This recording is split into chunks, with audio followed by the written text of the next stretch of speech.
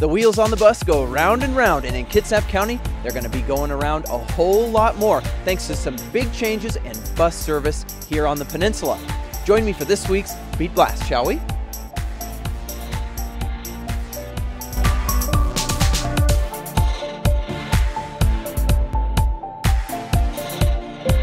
Welcome back to this edition of the Beat Blast, sponsored by the Admiral Theater. Story number one today, I don't know about you, but it's hard to get from A to B on a bus in Kitsap County. But some big changes have just been unveiled by Kitsap Transit, including 2 routes that will run every 30 minutes up both sides of Dyes Inlet between Bremerton and Silverdale. This is the new 217. Yes, right. Okay. We're increasing the amount of service that we have in the Bremerton Central Kitsap area. We're adding about 143 hours per week of additional service. The community asked for more frequent, later and earlier service. So this is the first of that moving forward. The frequency now is that there'll be a bus leaving the ferry terminal down here, for example, every 30 minutes, either traveling up the east side to Silverdale or up the west side to Silverdale. Plus, it's going to be starting a little earlier in the morning and running a little later in the evening.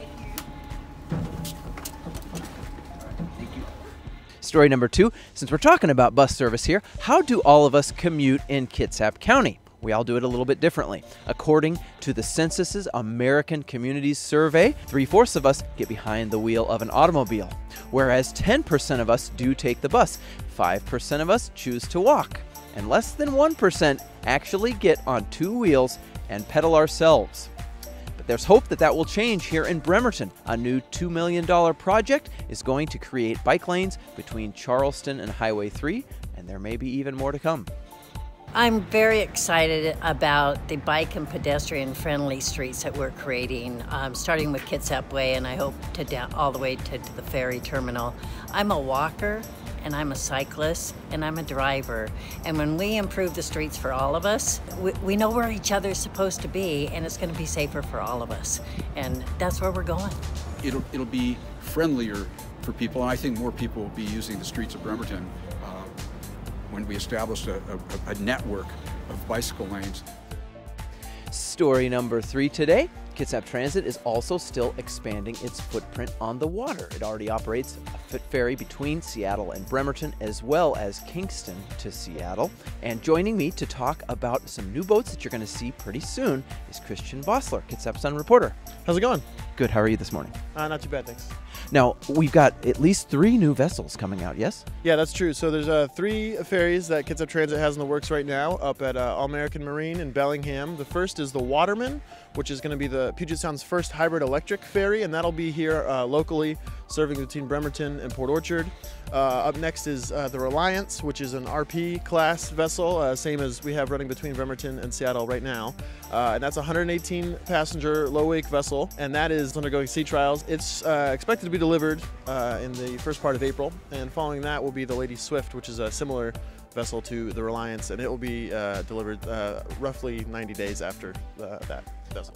So we've got a lot new service coming on potentially for Seattle Bremerton? Yes, a lot of new service. The issue that people I think have been having is just one boat right now and sort of restricted sailings, especially in the winter when it doesn't run on Saturdays. And so what's going to happen is once they have all 3, they're going to plan on putting 2 boats in the water, but only once they have those 3 ferries. Story number 4, Kitsap Transit is not done rolling out changes to its bus system either. New transit hubs are being added throughout the county, the next of which will open on Wheaton Way next to the Arby's. The beauty of this one is it's going to be designed for a transfer center as opposed to just being in the middle of a parking lot. So there'll be nice sheltered areas. There'll be areas for people to be able to easily get on and off of the buses, as well as enough room for all of the buses that we have that come together, along with a fairly large park and ride lot that's going to be adjacent to it.